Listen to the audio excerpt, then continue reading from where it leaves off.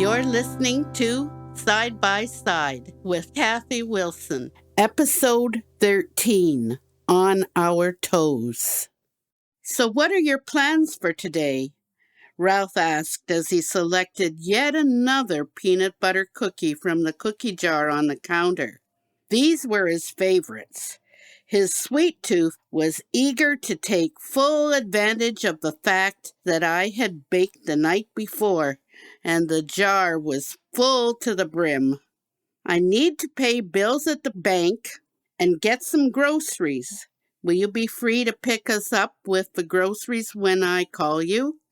I could just drive you to the bank and then to get the groceries. That would save you the long walk. If we did it that way, you wouldn't be able to trim the hedge that you planned to do this morning. It would mean Hickory and I wouldn't get a workout either. This way, I get the groceries, and if you pick me up, then I won't have to carry them home, which would be a big help. I need a bag of flour, and that is too heavy to carry any distance. Okay, we'll do it that way. Can't have you running out of flour. I asked Hickory if she was ready to go, and as usual, she hurried to the front door and waited for her harness. She loved to be in the thick of things. As we walked along Merritt Street, I explained the agenda for our morning. We have to visit the bank, then the drugstore, and to top it all off, I need some things at the grocery store too. Are you up for that? With a swish of her tail, Hickory replied in the affirmative. What a great plan, let's do it. On crossing over the railway bridge, Hickory called a halt to our expedition and looked over the bridge's railing.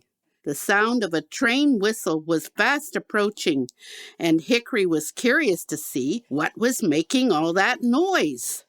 Then the train was passing under us as Hickory watched in total fascination. What is this thing? What is it doing? It smells weird. My girl's curiosity was aroused. Since I too love trains, it was a perfect opportunity to enjoy the progress of the giant diesels as they pulled their cumbersome line of cars down the track. Once we had said goodbye to the train as it sped on its way, it only took a few minutes before we were entering my bank. I was pleased when Hickory took me to the line of bank patrons where we stood and waited our turn. Good morning, Kathy. Who's your friend? Marilyn, the bank teller, was curious as she accepted the bills for payment, but was certainly more interested in Hickory. My girl was equally eager to meet Marilyn, so of course I made introductions. That's when the game of 20 questions began. They had nothing to do with my transactions, and everything to do with the happy Labrador beside me. When we finally left the bank, we had covered everything from Hickory's antecedents to her favorite foods. A gentleman behind me asked if Hickory could shake a paw. My dog favored him with a look of disdain. I can find elevator buttons, take crazy cat across busy streets, and find the line in this bank. Why would I bother doing something idiotic like shaking a paw?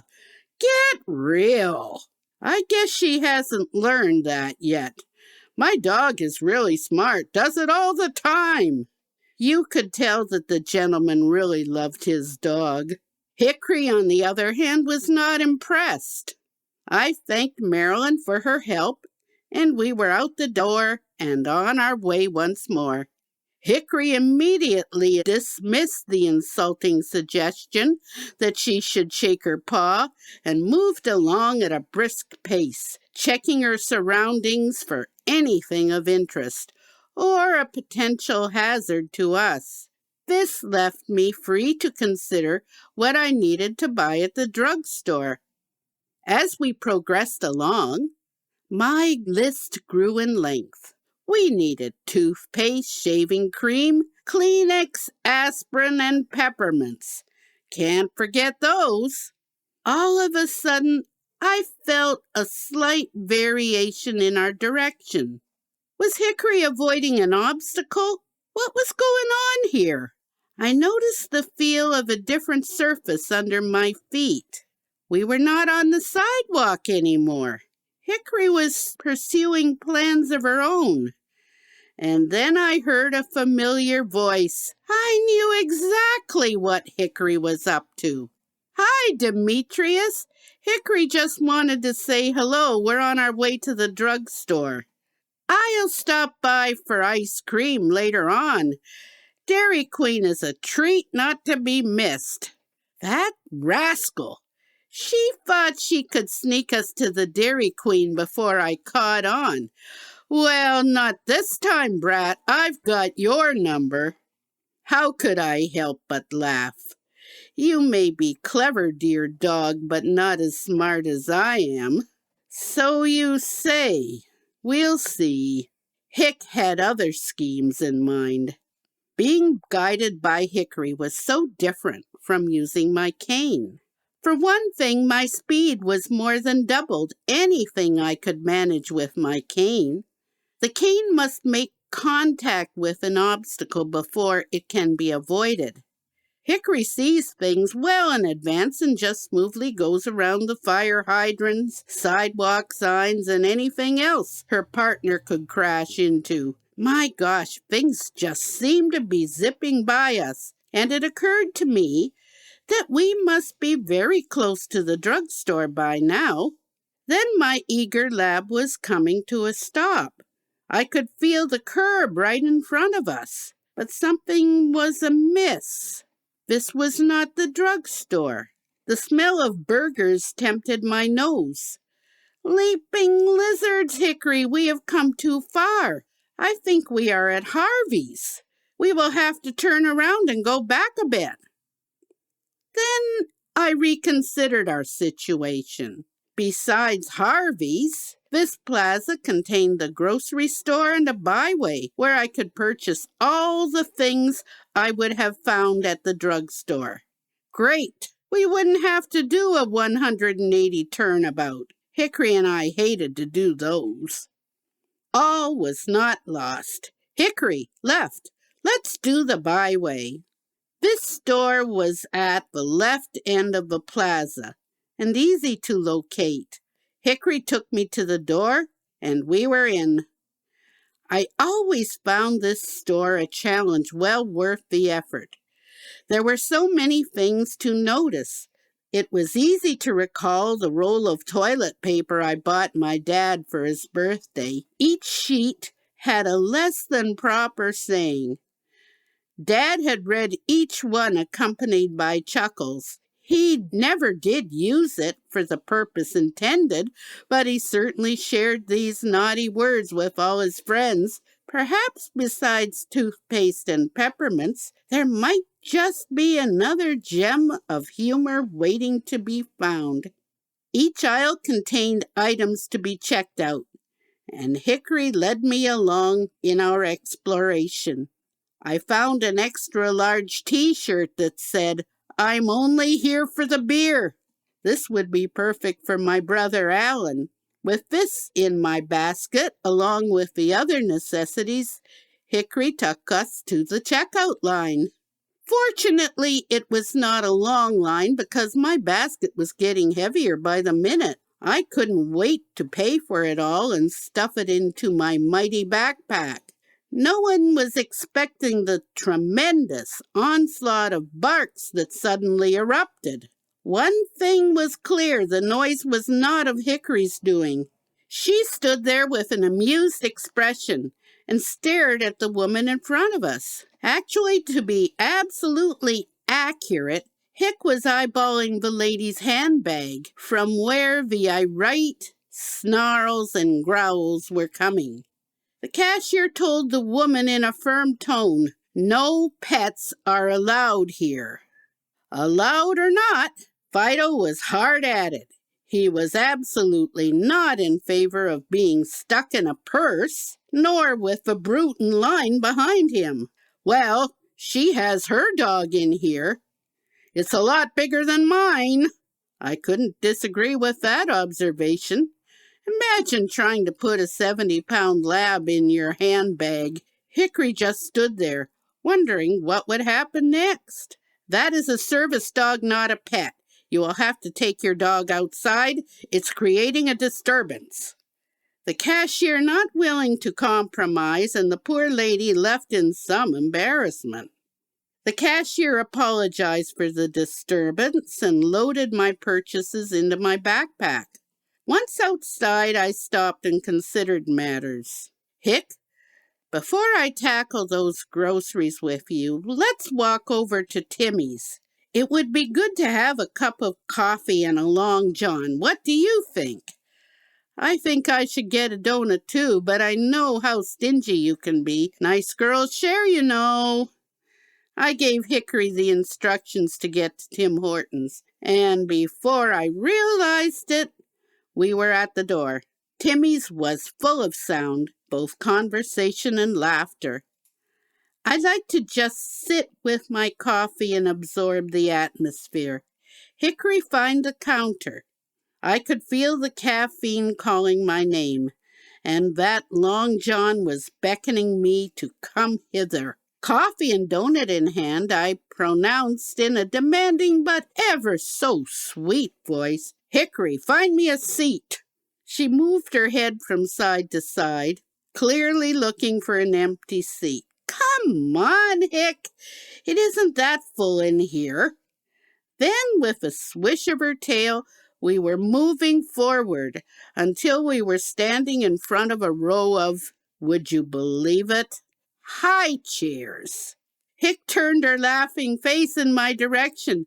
"Take your pick." She wagged her tail with a bravado. I had to admit that, strictly speaking, she had definitely found me a seat, as a couple most obligingly pointed out to me. They thought it a real laugh and told Hickory she deserved a Timbit. I was not of the same opinion. "Hickory, look at me. Do you see the size of my backside? How would you get anything that big into a high chair? I have not been that size for a long, long time." Having had her amusement at my expense, she guided me to an empty table where I sat and munched on my treat. My girl was full of fun. I would need to keep alert when we were buying groceries. I was curious to learn how my prankster was going to handle this weekly task of stocking the larder. As we entered the store, I ordered Hickory to find me a shopping cart, and it was apparent that pushing a cart with one hand and Hickory's harness in the other just wasn't going to work. In order to steer the cart, I needed both of my hands. There has to be a viable alternative. I moved to the front of the cart and discovered the problem was solved if I pulled it rather than pushed. Good to know. I silently congratulated myself. "Hickory, I need to find bananas. They should be around here somewhere." My girl pressed forward, and I wasn't sure just why this was. But then it became obvious. She stopped right beside a display of bananas. How could this be? Of all the things! She especially enjoyed the occasional slice of banana that I shared with her when I was in a generous mood. Still, had she actually heard the word banana and deliberately took me to them in the store? This could make shopping much easier. So, to test my theory, I told Hickory that I wanted some apples. For a moment, nothing happened. I noted that Hickory was turning her head from side to side, and then she was skipping to the left, and there I was, beside a display of Granny Smith's. What a discovery! Of course, Hickory knew the word apple, as we often shared one on our walks. It was thus that I set a new goal for the cat and dog team. We would learn the names of all the things I usually buy, so Hickory would be able to find them. I would teach her one or two items at a time and see how well the team did. We would start with the essentials and carry on from there. I was totally intrigued with this possibility. Hickory took me up and down the aisles, and I pointed out the cooler where the milk was available. I then repeated the word milk a couple of times and put it in the cart. This would be enough for now. My cart was full, and the only thing left to find was the bread. I gave the forward command, and we were in the bakery section. You might know that things were just going too smoothly. I was wondering if I should buy whole wheat or pumpernickel when I noticed that Hickory had her own ideas. She had picked up a loaf of bread from the lower shelf. Crack! And crackers! No, no, no! You leave things alone. That is bad. There she stood, looking down at the ground, with that tail hanging dejectedly. I felt so low as I took the loaf of bread from her and noticed that the bag was open. I put it with my groceries and once more chided Hickory for her thievery. A woman told me in a severe tone that it wasn't the fault of my dog because the bread was already open. It was probably stale anyway. I couldn't help but doubt that. Hickory wouldn't bother with stale bread. She didn't settle for second best. I picked up the loaf of bread and turned the situation into a learning opportunity. Hickory, bread. This is bread. I want you to remember, this is bread. Yeah, I understood you the first time. Bread. I got it. Her tail was back to its wagging self as she led me to Ralph's car waiting in the parking lot. As I loaded the bags of groceries into the trunk of our Mazda, along with my backpack, Ralph turned the key in the ignition and asked me how things went. It was a good morning. We watched a train going under the railway bridge, almost called it the Dairy Queen, and Hickory discovered that my butt won't fit in a high chair. No surprise there, I could have told her that.